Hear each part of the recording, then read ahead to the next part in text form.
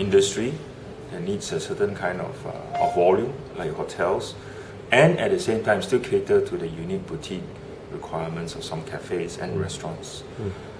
They have this capacity, and it has to be a system. They have to have a system back in their roasting facility. They have to have the right people. They have the right people with the right credibility and qualifications to be able to sort out what's for who, you know, and how to pick the right coffees for the needs. So I must say, if you actually had a chance to speak to Calvin, you will know that he's actually now also a professional Q grader. A person who, when you say a Q grader, is someone who's able to pick up a bag of beans, green beans, and able to sort out, cup the coffee and tell you its defects clearly, and make sure that, you know, when they buy, it's necessary skills and qualifications so that when they buy the coffees, they know exactly what they're getting. Yeah. And when he says he buys an A-grade coffee, he never settles for anything less. He goes by it, and that's what he does. And why he goes for this kind of thing, so that he ensures that what people tells him is A-grade, he drinks it, he confirms it, he checks it on his own based on the studies that he has done. Yeah, it is A. At the end of the day, when you do all these things, what is it for?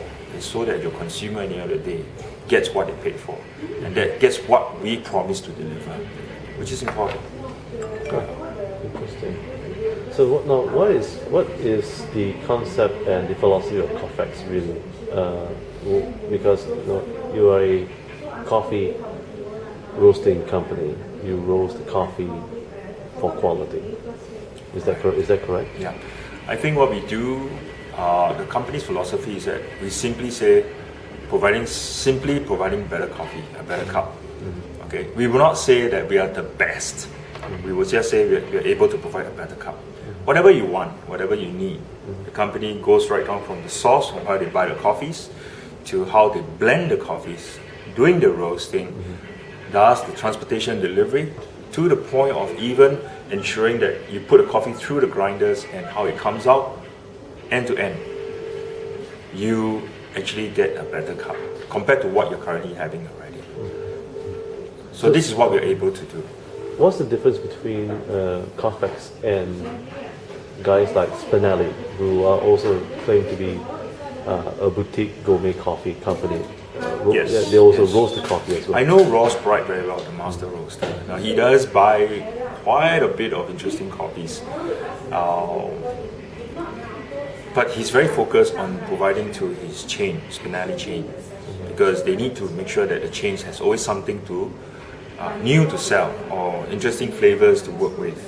One of the key challenges of roaster, whether it's Spinelli or us or any other roasters, is how do you ensure that at the end the coffee quality and the roasting stays consistent.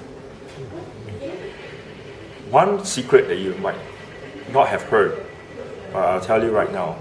Why is it that the Italians doesn't tell you in the early days? Maybe today they do, but you just check around Lavazza, your Illy, your Segafredo. How many of them actually tells you what coffees are in that bag? Where are they from, and in terms of percentage, and to what degree of roast? Maybe roast they'll tell you, one look you can tell, but the quality, the percentage, the countries where they're from, do you know? You'll never. Illy itself uses 9 different coffees in one blend, but they can source from 13 different countries. I know this very well because I used to use Illy a lot when I first started my little coffee business back in 2005, 2007, sorry. Yeah. So you can never tell unless you are so good, pick up, I know this is roughly from where and all that after it's roasted. The reason they don't do that and don't tell you is because it gives them the ability to maintain consistency in the blend. Now, what do I mean by that? Coffee is a commodity. Prices fluctuate. Depends on market demands and supply. And it's the second largest, most traded commodity in the market in the world. So when coffee prices move, if today you promise a customer that I'm going to give you a blend that comprises of 50% Brazil, 20% maybe Nicaragua, 10% Papua New Guinea, another 20% maybe Indian Monsoon Malabar, for example. Just an example. When the prices fluctuate, what happens if, let's say, Papua New Guinea, there's a problem there, there's a war going on for whatever reason and there's no supply? what are you going to do? You're going to have to source some coffee from somewhere else. And it is almost on a regular basis. Every 3 months, 6 months, they might have a change. So what are you going to do as a roaster? You're going to go back to the customer. You're going to tell, oh, sorry, by the way, now we can't have this. I'm going to make a change for you. Consumers will have this mindset. Oh, change? Why? Oh, you tell me, oh, because Papua New Guinea price has gone up through the roof, cannot maintain the same price? I said, no, you must give it to me because that's a commitment. It becomes a problem. Or they may feel that, oh, you change it because you're trying to give me something cheaper. Alright? So there is this problem. So they don't tell you. It saves you the whole problem. They say 100% Arabica with a mixture of South American coffees and Asian beans. Easier that way. Yes. So they allow them the consistency. They will know how to tweak. They will choose what coffee is available to use in order to give you the consistent taste. It take away all that hassle of having to know. The challenge today for people like Spinelli and even for us is that consumers now become more aware given the rise of independent cafes and the rise of, you have magazines like Cafe Culture, Bean Scene coming to the picture, you've got CT and I, Coffee Tea and I, you know. Everybody starts reading, independents coming up, they are trying to educate the customers about, oh, specialty coffees, this particular coffee from this region, from this country tastes this way. So people begin to ask, what is this coffee I'm drinking? Where is it from? How many percentage is used? What is the blend? Blah, blah, blah. When people become more conscious, you find that brands and people like us will have a challenge to try to explain to the customers, look, in a blend, you've got to be ready. As long as I give you something consistent, and what I can promise you is that I always ensure a certain quality of coffee being given to you, but there's no guarantee in the mixture that's supposed to be always the same. You can't. Because if you want guarantee price, it's not as easy as guarantee the mixture. If we start doing that, you know what people will do? The suppliers will start falling back on second grade, third grade. Why? So that even when they change, they don't have to be, they have given themselves a buffer against the market prices fluctuations. Now, the way it's been roasted for coffee here in Southeast Asia, especially Malaysian coffee and Indonesian coffee, will that change as well? Will people roast coffee from Malaysia and Indonesia be done more in a refined manner than what it used to be traditionally? Because I heard that Malaysian coffee or Indonesian coffee, they usually use butter. Is that correct? Local coffee tends to roast primarily a lot of robustas because they are sold at a price that's very, very cheap in the market. When I say cheap means you get a glass of kopi-o, like coffee, for maybe $1 now. Now it used to be 60 cents, even sometimes 70 cents. When you have to sell coffee at that kind of price, you cannot afford to pay for a lot for a coffee. So you fall back on one of the cheapest coffee in the market, which is Robusta. When you use Robusta, you need to be able to compensate for its rubber, ashy, burnt taste sometimes. So they tend to mix with butter and sugar, roasted. So they roast a coffee up to a point, maybe it's a dark roast, and then when they pour out, they start to mix in with the butter and the sugar, and then make sure that it's all mixed up nicely before they break it up and then send for grinding. And they never sell coffee beans, those kind of coffee, in bean form. You won't. If you use them, you can't grind them. They need to have a special milling machine to grind it into the very coarse ground form to be used in the coffee shops. This whole thing will not change, at least not for the next 5 to 10 years. I will not see that change. But are they healthy? Good question. Would you like to drink something carcinogenic? When you have something that's burned, it's carcinogenic, it's carbon. So you get burnt carbon, you burn sugar, you burn butter until it's charcoal black. However, is it enough? I'm not a scientist. Nobody's done a study to see whether this sort of chemicals that's inside a cup of kopi-o, local coffee, is it unhealthy? Because generations have drank it, no one has died so far. All right, I've not heard anybody die from coffee. So it's something that's still ambiguous, and nobody can put a finger and say it's no good. But you ask yourself, would you want to eat something that's already burnt, or drink something that's burnt? So it's up to your own decision.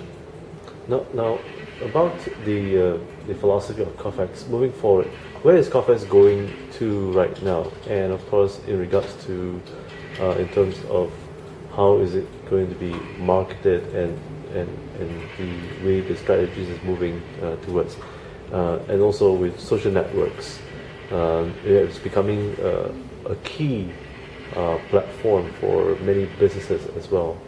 Will Cofex in the next step be seen as a lifestyle or a necessity? It would be nice to be seen as both.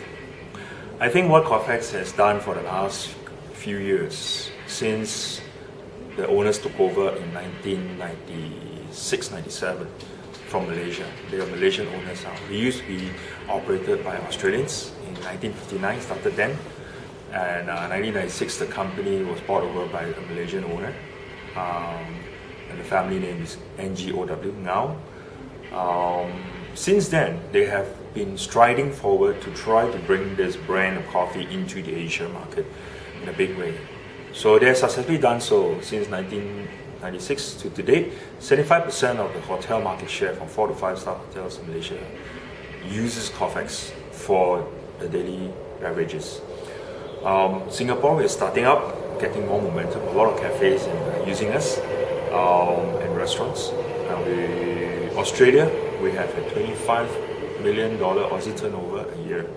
So from restaurants, it's basically what we call HoReCa, hotel, restaurants and cafes. So we have actually given reasonable coverage, I won't say a big coverage, but reasonable coverage for the mass market, for the food service. But then again, we are also monitoring the trend. Since a year, 2 years ago, in fact, the owners themselves have hosted Malaysian Barista Challenge. When you host a competition like that and also participate in World Gourmet Summit and sponsored F1, initiatives are actually trying to tell people that when we serve the coffee in those places, it is actually not just a mass market coffee.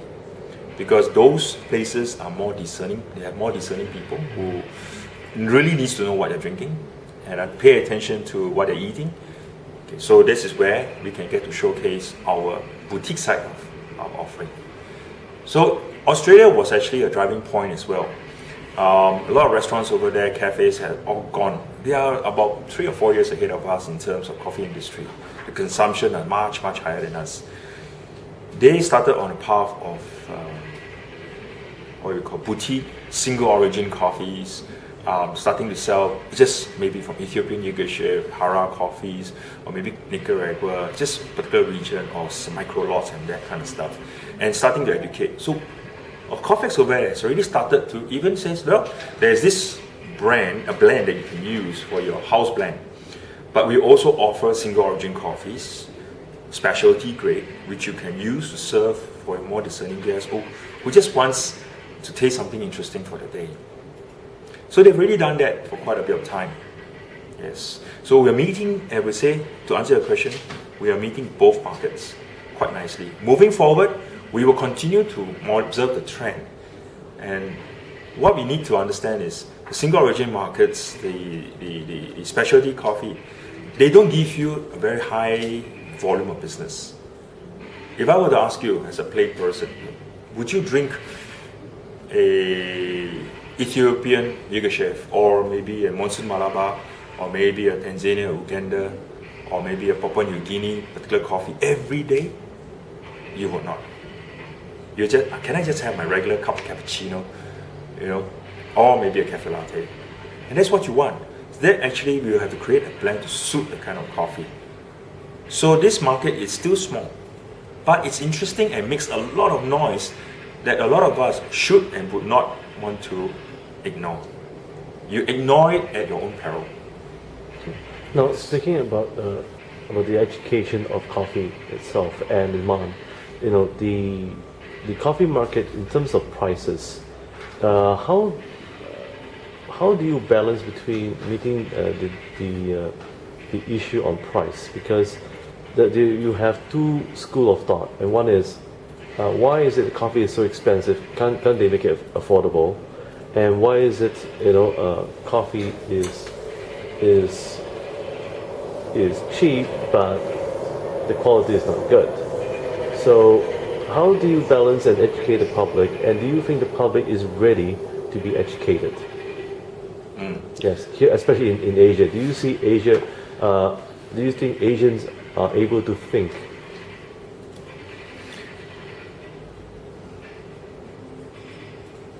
Asians themselves are more traveled nowadays. The exposure, I would say, it becomes a global village, right? And because of internet and social media, people are beginning to be aware already.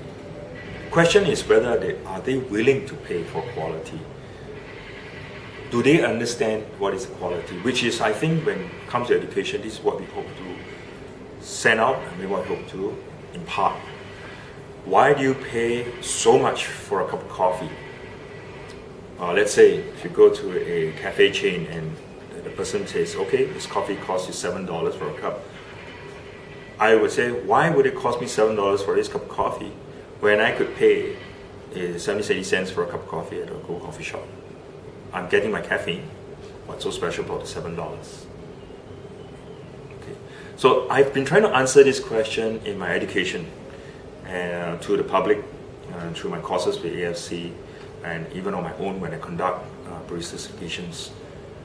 Understanding is this: if you suddenly realize what a professional barista has to do in order to ensure the cup of coffee comes out right, is selected in the right blend, put through the machine in the correct manner, done in the most proper way so that it comes out to taste of what it's supposed to taste, then you will understand it costs $7. Plus the fact that of course you have your ambience and the decor and all that. Of course the high rent that you have to pay there as well. A local coffee doesn't need so much of that kind of things. You can have someone who understands at least how much time to brew the coffee. You don't have to have a very expensive equipment to put the coffee through, and you can get your caffeine. So when you suddenly realize that you can cook a piece of beef either at a kopitiam over a grill yourself, or choose to eat a piece of steak that's cooked by someone who's qualified enough to know to what degree that the meat has to be cooked, whether it's medium rare, well done, cooked, or medium, and given with the right sauce to bring out the maximum flavor of the beef. Why do you pay more for a piece of beef there? You could buy the piece of beef and do it yourself, or give it to someone that's who just puts on a grill and just barbecue it for you. It's the same thing. So you begin to understand once why a professional barista is needed when it comes to make a cup of coffee, and that's why people pay $7 for it. You suddenly realize that your coffee's been selected and treated with a bit more care, passion, hopefully, you know. And as I start to educate people, then people start to realize they become a driving force. When they go into the market, when they order a cup of coffee, after throwing through some courses that, the industry starts to teach, people start to know, okay, I know how to look and see how the coffee is coming out correctly. I can listen to how the milk is being frothed and whether it's done properly. And when I see the coffee presented to me, is it done in a beautiful manner? Or is it right or is it wrong? Simple. I don't have to be a judge at World Barista Competition to know. All I can see, the moment coffee is put down on the table, does it look correct? Because I've already taught the people what is a good and quality and correct looking coffee should be, and how it should taste, and how it should sound, and how it should flow out. So once you know all these things, then you understand, is a barista a professional person, or you just have a simple fully automated machine, press a button, and then you have a coffee.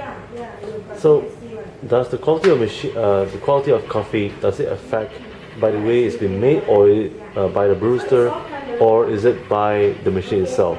There's an argument between, if I were to buy a better coffee machine, it will produce better quality of coffee. Is that true? A coffee machine, okay, let me wind back to the year 2005 when I first stepped into the industry.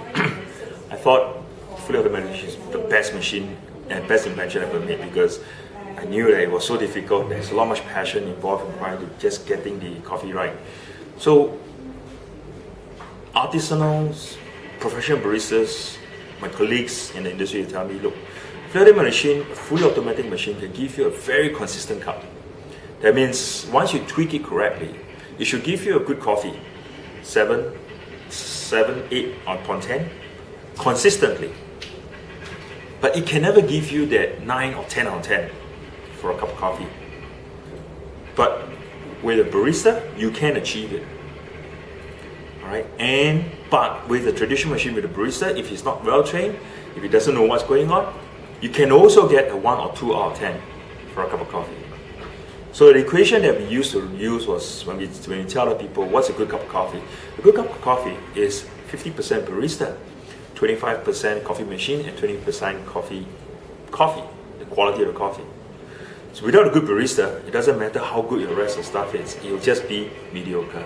But with a good barista, I could bring it up to 75% because if it's a good machine, I know how to use it, perfect. If I have a good quality coffee and I'm a good barista, even if you give me something that is not the most expensive, no problem. Because I know how it works, I know how to overcome its deficiencies and still brew a very good cup for you. Seriously. Now, speaking of producing a good cup of coffee, how can a regular guy or at home or at work in the office could produce a good cup of coffee the way the baristas made? Is that possible? It is very possible if you have time and a passion to do it.